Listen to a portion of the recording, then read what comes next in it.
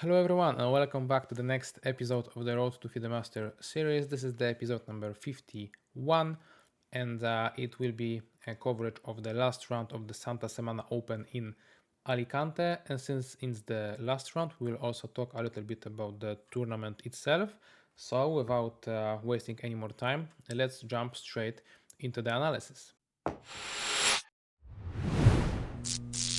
So guys, as you may remember from the previous episode, if you didn't watch it, please do so, because even though it's a long one, it's also a very interesting one.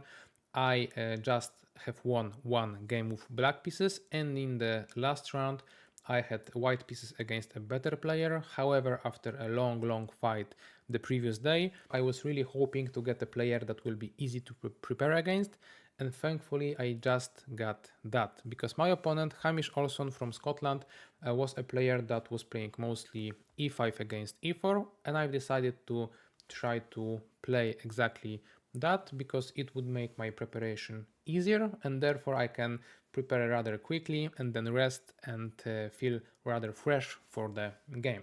So let's see how it went. After e4, e5, I decided to go for the RUY Lopez opening. We continued with the main line more or less, with bishop e7, rook e1, b5, bishop b3, d6. So I continued with c3, now castle h3. Until this point everything is very normal, and I would say that in here black has three options: either the Chigorin variation, which is at least in my eyes considered the main line, the Breyer variation with knight to b8, a little bit more advanced type of idea, let's say, and bishop b7. I don't really remember the name, but it's also a healthy developing move. In the game, my opponent opted for the Breyer variation.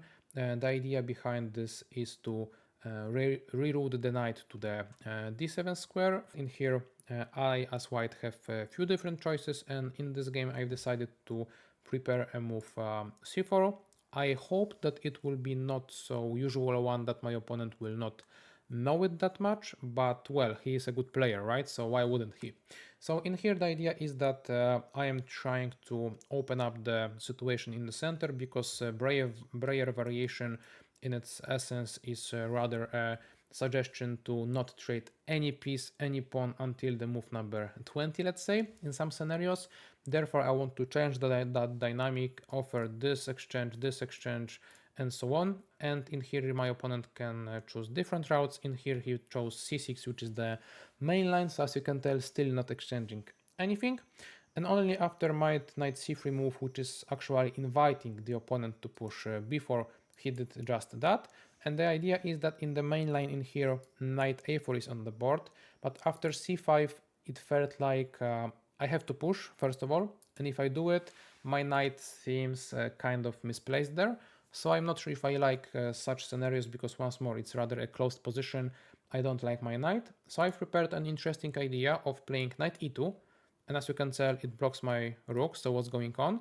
Well, the point of mine is to try to sacrifice a pawn for more open play and aggressive play, and especially if I am prepared and I know what to do, it might be quite unpleasant for black to face, because there is no other way of playing it than taking on e4 really, because if opponent would like to repeat the idea c5 when I go to a4 instead of e2, in here I can now trade, because the difference is that instead of having the knight here on the edge of the board, I will be having the knight in here on the king side, with helping the e4 pawn with the eye on the great outpost on f5, maybe later d5, and so on.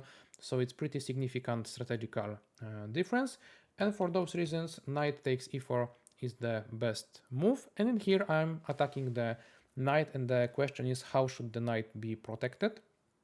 There are ideas of protecting with a pawn, but as you can tell, it would enter rather a sharp lines, because moving the f pawn in front of the king, allowing me to play c5 with a check, would lead to very crazy lines. Knight can retreat to f6, but as you can tell, then the scenario is that black is basically using two tempos to get this pawn, so maybe it will be worth it for me to sacrifice it. On the other hand, though, knight d to f6 makes this knight kind of lost in the center, meaning that it has no escape routes if I would like to pursue with some attack to it, even like, you know, moving the knight somewhere and play f3, just like it. So yeah, plenty of practical dilemmas for black in the game. However, my opponent chose rather quickly knight e to f6, so as I've said, wasting 2 tempos for getting a pawn seemed like a fair trade, but after my knight g3, it is not advisable for my opponent to try to take on d4, because yes, black would maintain the pawn advantage as of now, but since I have the pressure to the pawn, to the bishop, I have an amazing outpost for both of the knights on f5, all of my pieces are activated and so on. I would be not only perhaps getting my material back, but my initiative would be too big to deal with. Therefore, as the theory goes, black is kind of forced to give the e-pawn back, because I have triple attack to it, and the way to go for black is to push c5, make me and force me to take the pawn, because after exchange once, twice, and taking the pawn, there is the bishop d6 point at the end, kicking away my rook with a tempo, and whenever I go back somewhere, I chose the e2 move. It's a pretty balanced position in which both sides have some advantages and disadvantages.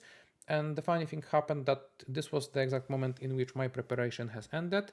And I felt like this is also the exact moment when my opponent's preparation has ended, which is rather logical, right? Because in the past few moves we exchanged a lot, and usually that's the case that we then assume in the notes, okay, this position is playable, let's play it, and then we get it in the game. So we need to figure out, okay, so what to actually do next. In my notes, I remember that this line, this variation, this position should be a little bit better for me. So I was in general happy when I saw that my opponent took the pawn and went back, because I saw that this is the ending product, let's say, of this variation, and I should be all right. So with that mindset, I was waiting for the opponent's move, because he has actually plenty of choices.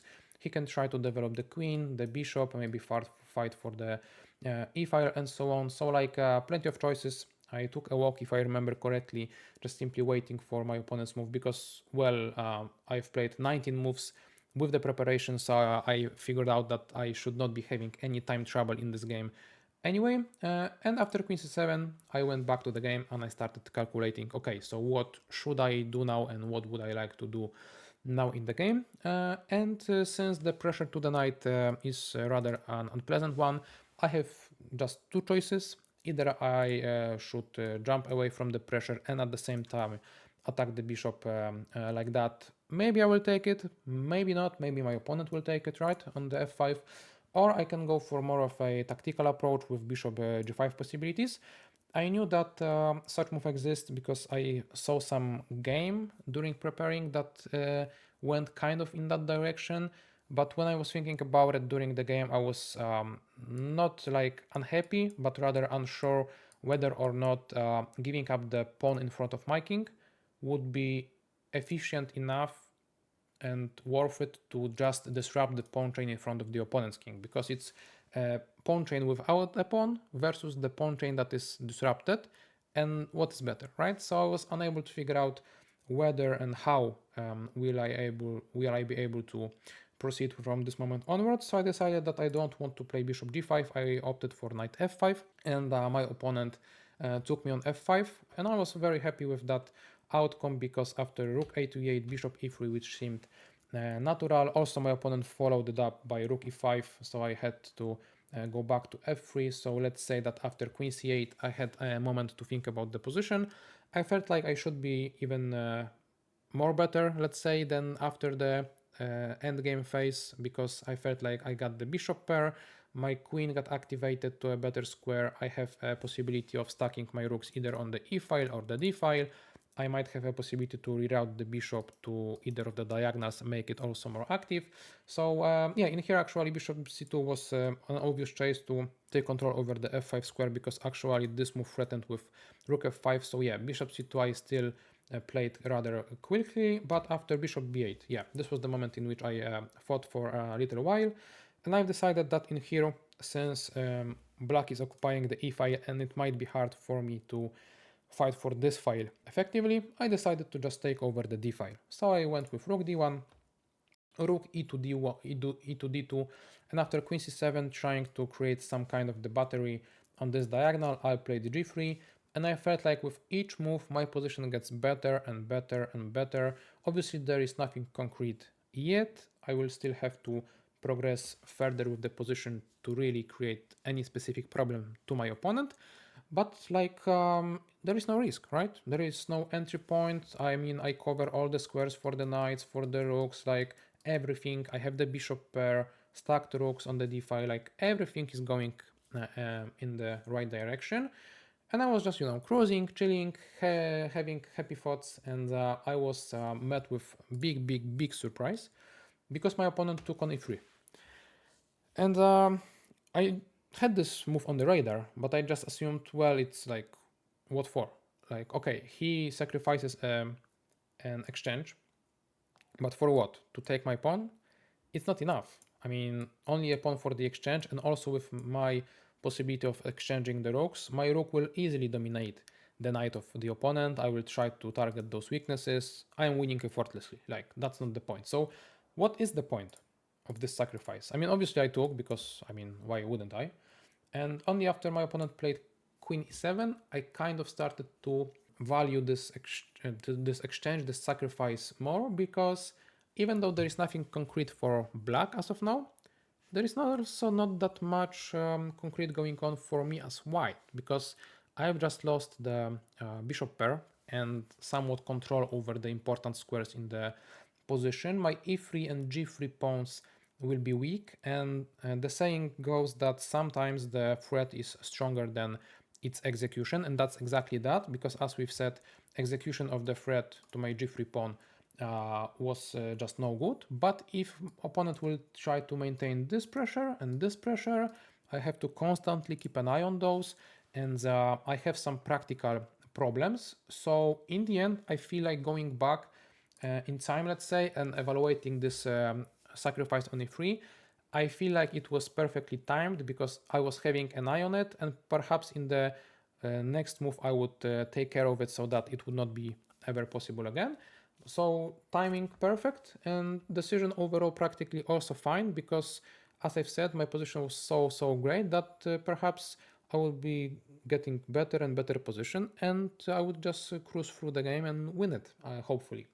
In here it's not so easy. I need to be rather precise because with this bishop and without my bishop, my king can suffer a bit in the near future. However, though, I just felt like I found quite a nice way of dealing with the situation. I played g4. You may know this move from the 2 days ago, from the episode number 49, in which also g4 was the move that I was quite proud of as white. Even though it didn't work out as initially planned, I am still happy about it. In here it's no different. Even though I'm kind of opening up the bishop to the king, I need to somehow create an initiative of my own. And apparently I have no entry points for my rooks. The e file now is closed, so I cannot reroute my rooks to the e file. My bishop has no clear targets, so like, how can I continue the game? And I figured out that if I have more heavy pieces, I would really want to open up the position to opponent's king too. So I went with g4, and after h6, rook g2, with the hopes of maybe threatening with g5. So the same scenario happens for my opponent. If his threat is bigger than the execution, so he is threatening here and here, trying to make me uncomfortable, I also will have this threat in the air, and he will also have to deal with it on the, let's say, daily basis.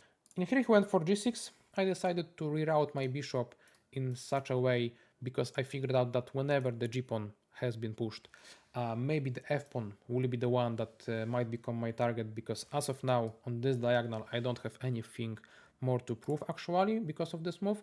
So I started with bishop a4, and after rook f8 I played a very bad move.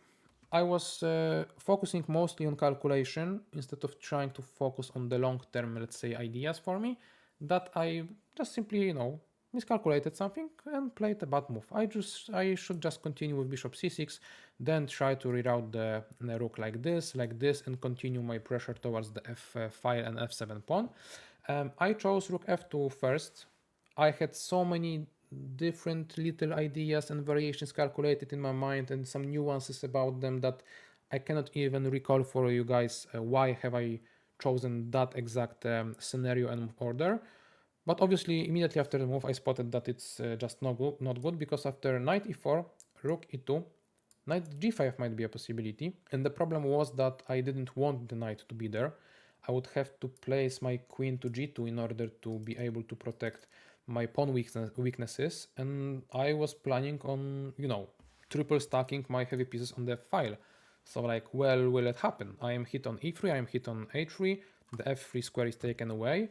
h4 is quite a risky move because it would weaken my pawn structure in front of the king a lot. So practically speaking, I felt like I slipped in here. So rook f2 was not the move I was happy with immediately afterwards. And I was not happy with the fact that my opponent played knight e4 straight away. But to my big surprise, instead of going, let's say, for it and continuing with knight g5, after a little thought, he just went back to f6, and I was like very relieved, because okay, maybe he was thinking like, I will go back, he will go back, whatever, but obviously I will try to make up for my mistake previously, and I will not go to f2 with the rook. I will switch back to the variation I should have played in the first place, which is bishop c6, right? This was my idea, to reroute the bishop in such a way. So I was quite surprised by this knight f6 move, but it's good for me. I don't ask too many questions. My opponent opted for king g7. Now I played rook f2. Now that the e4 square is taken, I don't have to worry about knight e4 anymore. Bishop e5 was played. I triple stacked my pieces as I initially wanted. And now my opponent played knight h7, finally making something, let's say, happen to him. In a sense that he is willing to try really using those dark squares. I felt like such scenario should have happened a little bit earlier for him. So knight h7 was in the air for quite some time, and I felt like this would be the way to go for him. And once more, for the second time during this game, I cannot really explain what exactly have I calculated and why have I missed such an easy variation. I was rather very unhappy after the game that I've missed that, because what's the point? In general, knight is rerouting itself through h7 square towards the g5 one in order to kick away my queen from the f file, also have an eye on the weakness on h3, and yeah, create some practical problems for me. And for that exact reason, I should have played with the queen somewhere first, let's say. Don't know yet where, I didn't analyze it that deeply, but the problem of mine was simple miscalculation, because I was so focused on the f7 pawn that I figured out, okay, I can play here. Opponent will perhaps have to play like knight g5 first, and then I can just maybe go back and then start thinking about, h4 being on the board. So for example, knight g5 here, and then the idea is that I want to push h4. If the knight goes back, I take, and then the rook takes on f7, creating double attack to the king and queen. I'm happy. But apparently, thankfully, both me and my opponent missed the idea for him, because instead of going knight g5 first, and then being unable to put more pressure towards my weakness on h3, he could have played queen h4 and then knight g5 and hit the pawn, and I'm nearly like lost in here, because I will be losing the pawn with some weakness of the king, with some forks. Like, how have I missed that, and how did my opponent miss that? I'm really unsure. I am unsure, because it's not an easy move, okay, let's say, because you want to maintain the defense of such pawns, so you don't really take into account such moves that easily. But in the end, I still feel like both me and my opponent should know better. And the other thing is that he grabbed the queen, he moved it towards this side of the board, but he left it at g5 square, which, to be honest, made no sense to me strategically, like in terms of initiative. It just looked like a kind of tactical trick, but I kind of outcalculated my opponent in a sense and did not allow anything bad to happen to me.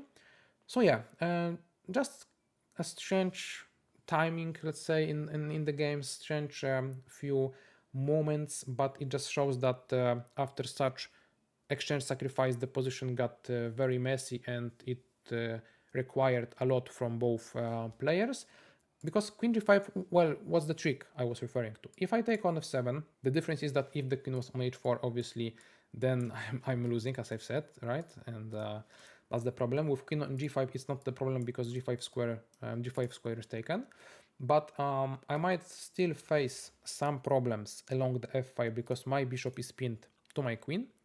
And I was thinking about two variations mostly. One of them was knight f6 as a attempt to cover the f-file so that my bishop has to go away somewhere. And if it goes like somewhere, then the knight can also try to once more jump away in order to attack me discovered wise, but like there is no good square for the knight to jump to actually. So it was of no harm to me. So I didn't know what to make of that. And the other way of playing I was thinking about was bishop f6, I guess, because then the knight stays there and protects the rook so that when I go away with the bishop, my opponent may try to, I don't know, maybe play a move like this, you know, so that if I take, he takes, and I cannot take because he protects, and then he creates some attack here and then there. But in here I found a very nice solution to it because I can sack my queen after knight takes, give a check, he goes away, I give a check, he goes away, and then after the check he would retreat, but I can take the bishop. I have too many pieces around my king for the queen to be able to develop the to deliver the perpetual check, so I would be winning because of the problem with this king, because of the material that I have gotten, and so on, so on. So bishop f6 I've calculated, and maybe this was the point initially of my opponent, I'm not really sure, because it would at least make some tactical sense, but the variation just does not work for him. But what's baffling me to this point, still to this day, is that at this point he played queen g5 to allow me to take the pawn, only to go back with the queen to e7, maybe with the hopes of getting knight g5 on the board as of now. Maybe he did not find a way for me to escape the pin, but the idea is that I have like 7 ideas to escape it, really, because I can go here, plenty of ways, because wherever I go, he cannot really take, even though he has as many as 3 attackers and I have only 2 defenders, because whenever he does that, once more I'm delivering the double attack to the superior pieces. So I'm not sure what was that about, and thankfully it's not my problem, to be honest. And not only did I not have any problem with this position as of now, but also I played a quite precise move queen c6, so not just going back. I went, forward with my moves, so that I am, for example, threatening to take on g6, so no knight g5 is on the menu and so on. And my opponent decided to cover the 6th rank first, but now I am no longer under the pin, so I can simply retreat with the bishop. So all those moves that my opponent made in the end did not work out for him. Claimed the pawn advantage, additional one, important one, and from this moment onwards the win is rather easy. It's maybe still a situation in which I have to be precise to not blunder, because my king is weak in terms of the dark squares around him. But if I avoid any obvious blunder, it should be a question of when rather than if I win it. So the game continued like that. Knight g5, activating the knight, hitting the pawn. I go back with the bishop, protecting the pawn. Exchange on f2. I took with the rook. There are, as I've said, too many defenders to think even about the perpetual check, because in here I'm more than alright. So after rook takes f2, my opponent went for bishop g3. Rook e2, covering the pawn. My opponent has no more entry points to my position. He played bishop d6, I continued, he continued. In here, actually, I believe I've mentioned during the analysis that I will not face any time trouble, but in here I was kind of low on time, and it made no sense to me, this move. But I've said, okay, I will just play b3, forget about any counterplay possibilities.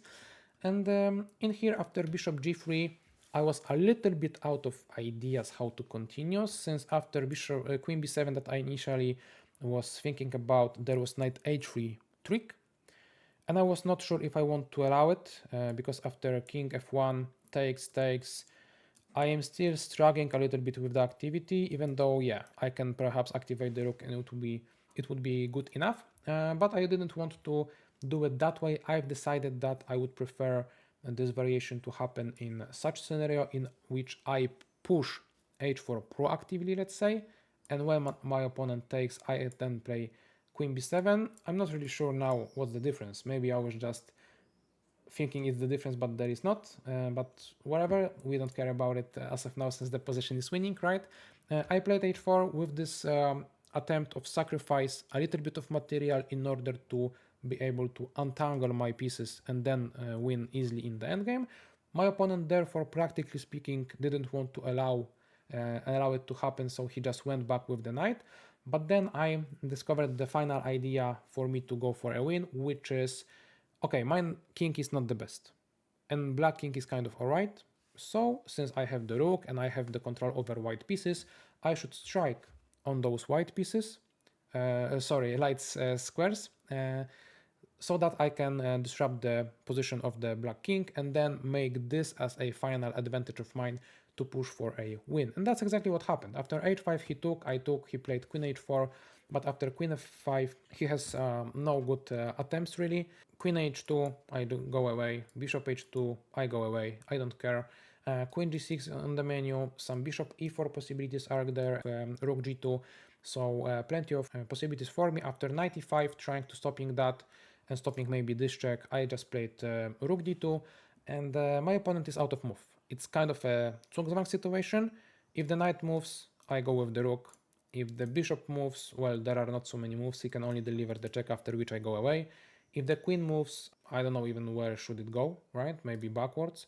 So yeah, all in all, the idea for the opponent were, there were not so many. He gave a check, he went away with the king, but after bishop e4, finally he resigned, and it was because of the fact that I, as I've said, maintained all the activity over the light squares. I am entering there, I am entering there, the bishop is under the attack, the knight, this is the possibility, like black is simply collapsing.